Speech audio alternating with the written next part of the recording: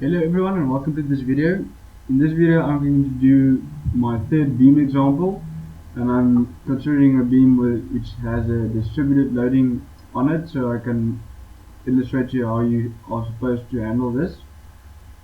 And yeah, the Excel sheet I have open here is the template I derived in the previous video. It just calculates my element matrix for me automatically.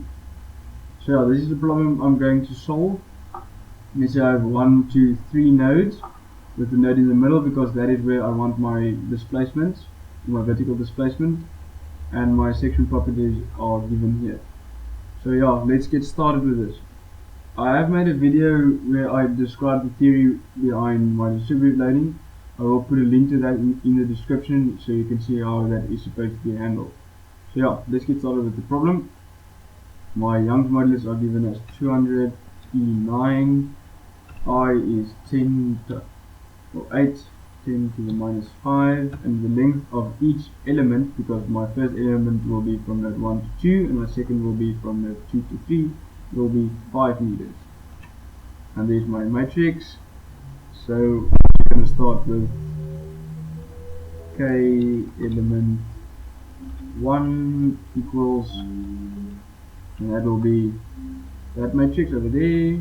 Copy, paste values. Not necessarily needed to paste values in this case, but just to stay consistent with my other examples, I will again paste values. And as in my other examples, I like to label my degrees of freedom in my element matrices, because it's used to do the lookup for them later on. So as in my derivation video, the first column will be correspondent to my vertical reaction or vertical displacement. Second column, rotation at node 1, and that will be V2 and phi2, where phi corresponds to rotation and V to vertical displacement, or vertical displacement, and the 1 and 2 corresponding to the nodes. As you can see, element 1 is from node 1 to 2, and I'm just going to put some color to that. And this is symmetrical, or the matrix is symmetrical, so this will correspond to the rows as well. So just paste the transpose, and there's our matrix for element 1. So I'm just going to copy this and paste over there, normally paste, make it fit. Okay, so the element matrix will be the same for element 2 because it has the same properties, but the degrees of freedom will change. So instead of going from V1 to V2, element 2 is going from node 2 to 3, so that will be V2 phi 2, then V3 phi 3. And just to keep it symmetrical, copy that and paste the transpose of that over there. So these are two element matrices calculated or computed, and I'll just put the label in because otherwise it will be quite confusing. Okay, so now what I want to do is assemble my global matrix. As in my previous example, I'm going to write k global equals, and this is done using a lookup function, because what I want to do is combine these two matrices in one big one. And how this is done, or how I usually do this, is I name my unknown degrees of freedom first. In other words, the ones I want to solve first, because that is the one that is going to be solved, and then my reaction is going to be solved. So looking at the picture, node 2 is completely unconstrained as well. Only node 2 is completely unconstrained, as well as the rotation at node 3 is also unconstrained. So I will start labeling from node 2, which is V2 phi 2, and then my rotation at node 3, which is also unconstrained.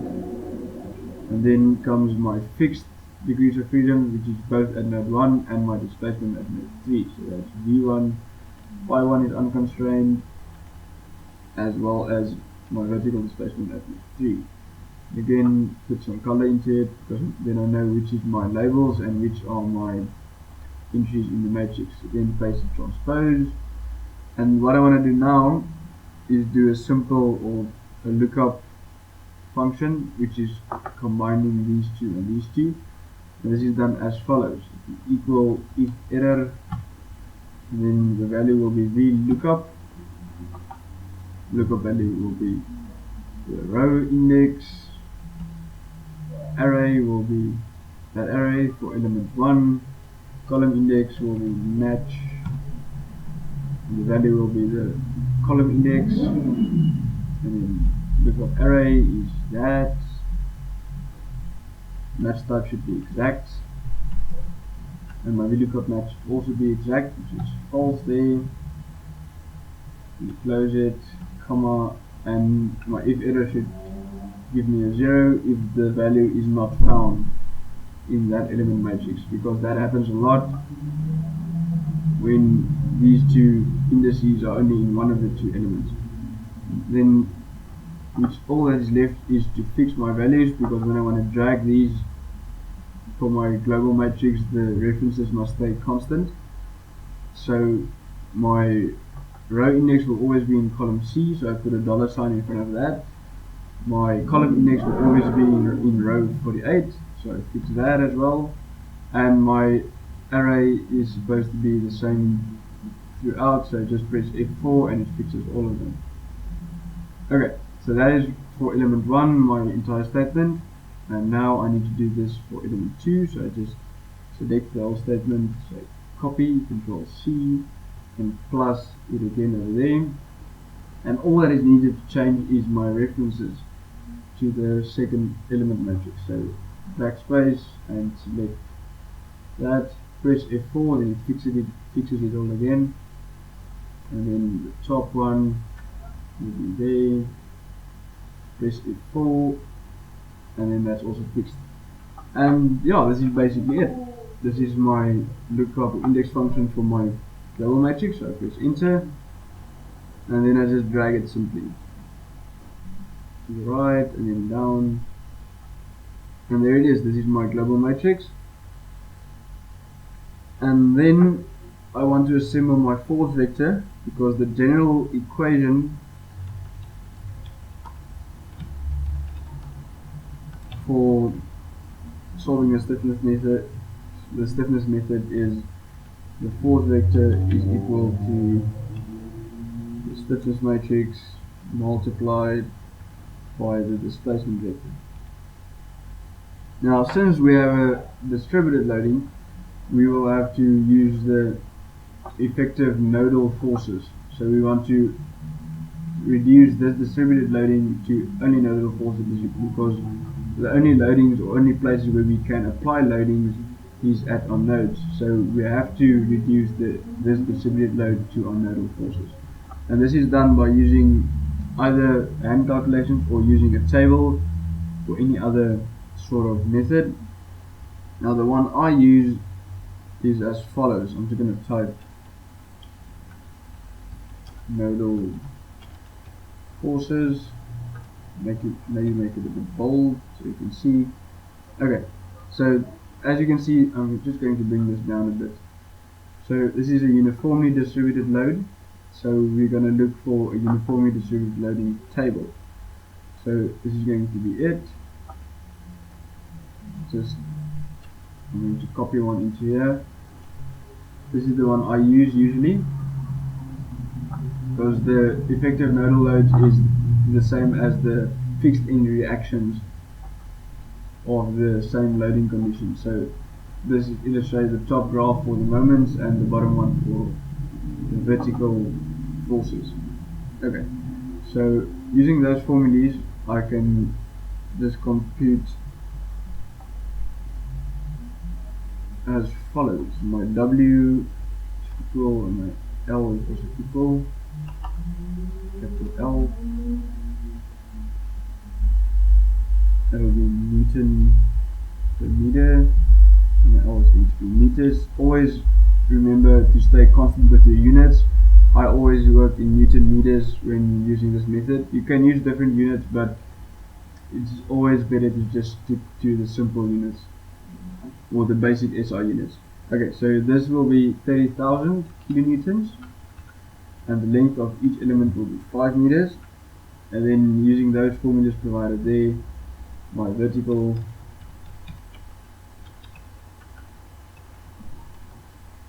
force will be equal to W multiplied by L divided by 2,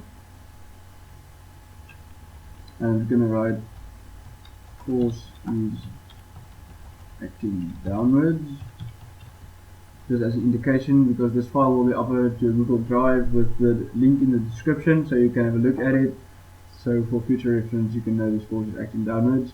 The reason for that is the loading is acting downwards, so we want to reduce this same loading, so we can't change the direction of it. So yeah, next we want to calculate the moment. Now the moment will be the same for each fixed end in this case, but when you have a different loading condition with, for example, a triangular loading, the nodal forces as well as the vertical forces will differ. But for this case it's the same, so I'm just going to write equals W multiplied by L squared over 12. That gives us that value, and that will be in, again, Newton meters. Going to move this to the right, so add the unit there, newtons. No, just newtons.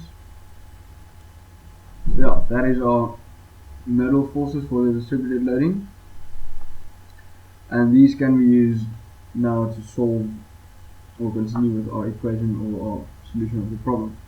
Okay, so next I'm going to move on to my matrix equation. And this is just that equation in matrix form, so I'm going to copy my global matrix, paste its links over there, for example, paste links, so the references stays the same to that one, because that's handy. If you change something in these two element matrices, then your answers will change automatically. Okay, now I'm just going to add my color again, put my equal sign in and my multiplication operator in there. Where's my equal sign on? Okay, now I'm going to start with my displacement vector first. So what you do is copy this, paste it as values, because it's not indices in the displacement vector, it's actually my displacements. Now I know some of my displacements is going to be 0 because of the type of support. So considering this is also why I labeled my unknown displacements first.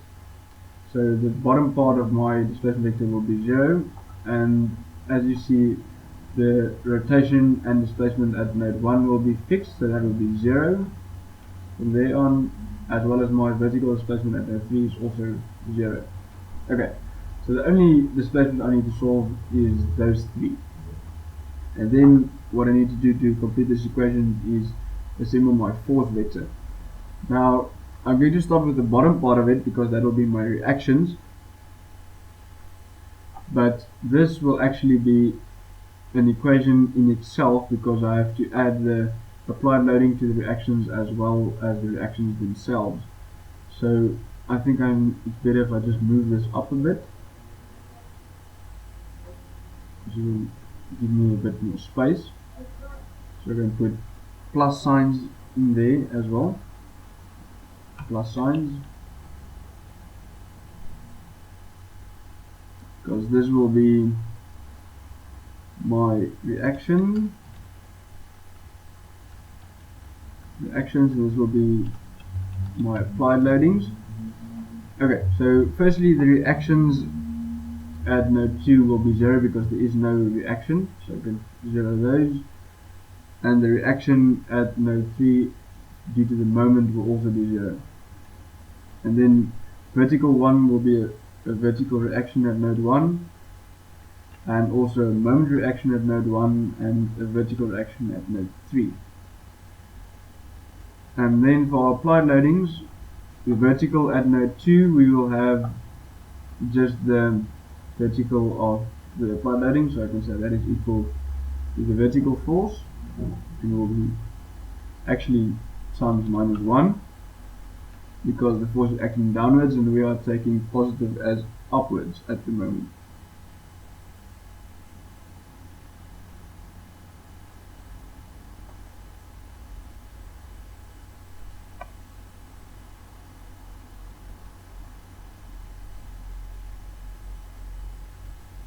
But also remember, we are considering node 2, so node 2 will be the distributed loading effect from this element as well as this side of the distributed loading.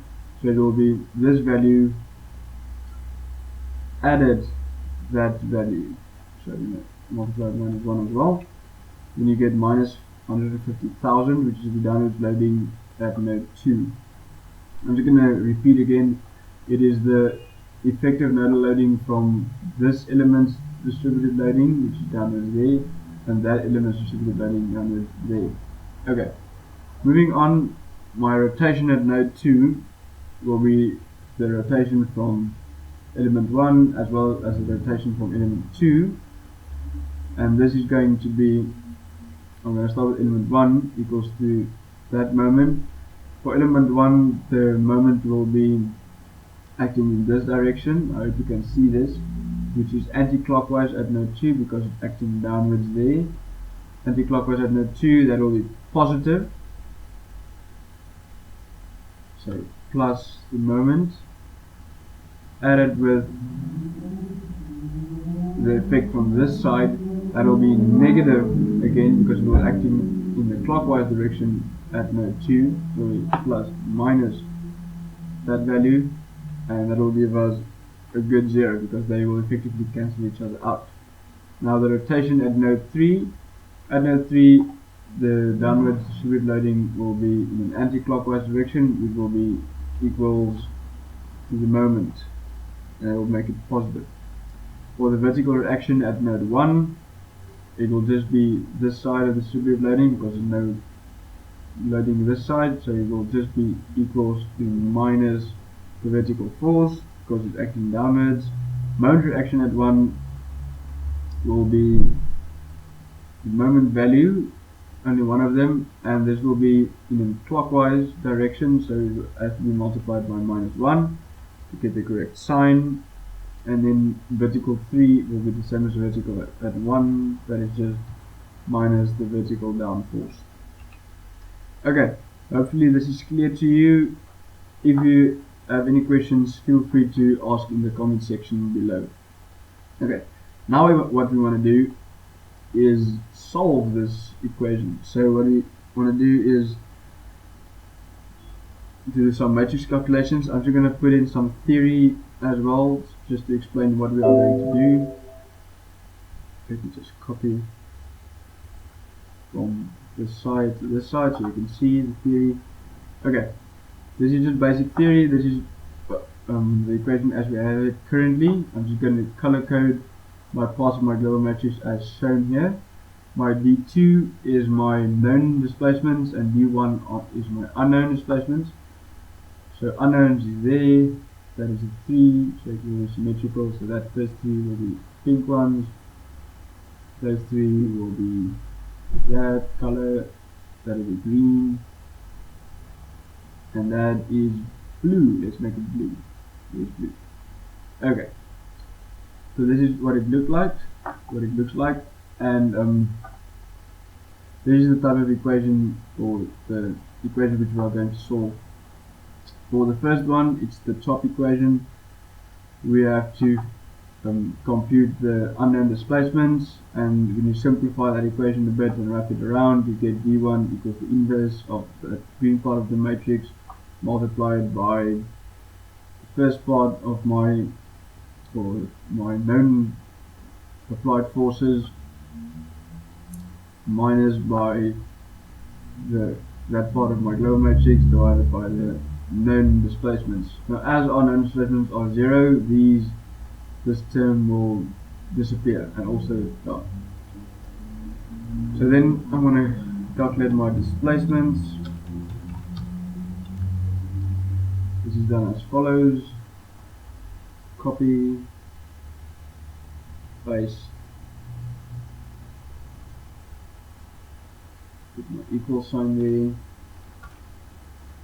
And now this is done by equals matrix multiplication in your T, and I want the M inverse, the inverse matrix of the green part multiplied with this part of my applied loading. But to be consistent, I'm going to do the sum here, so I'm going to say that added with that, just to be thorough. So hold Control Shift and then press enter, and those are my displacements, and those are meters, radians, and that is going to be equals, just converting to millimeters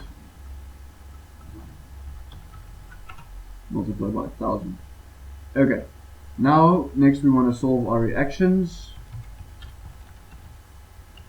and this is done by the bottom equation. So I'm just going to do it a bit stepwise. So I'm going to copy that entire statement, paste it there. I'm going to paste links, might be a bit better. Again, get my equal signs, and then I'm going to do the matrix multiplication. So this will be, that term will be equal to matrix multiplication of that part of my global matrix, KSF, times D1, and my D1 is the displacements I just determined. I'm going to say Control Shift Enter. That's our intermediate answers, and then to get those values, paste, let's say links, just paste links, that's easy enough, equal signs. Now that will be equal to that vector minus that vector, Control Shift Enter, and those are my reaction forces. That will be in newtons, newton meters, and newtons. And that is going to be equal to that divided by 1000 to convert them to kilonewtons.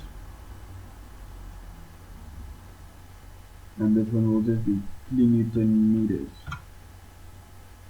Okay, so now I have solved my reactions as well. Quick thing to check if your answer is correct is check equilibrium. So to take into consideration my vertical equilibrium, my vertical reaction is 185 and 112, or 187 and 112. That gives you more or less 300, or it will give you exactly 300, and that should resist the 30 minus, or multiplied by 10 meters, 300 kilonewtons. So I have vertical equilibrium, which gives me an indication that my calculations are correct. Now I will upload this Excel sheet to a Google Doc, which you can have a look at. The link will be in the description of this video. And now, if you have any questions, feel free to post the question in the comment section below. And if you like this video, please press that like button and subscribe to my channel if you want to see more videos. Also, if you have any suggestions to tutorials you think I can compile for you, which you think will be helpful, please don't hesitate to let me know. Thank you very much for watching, and enjoy the rest of your day.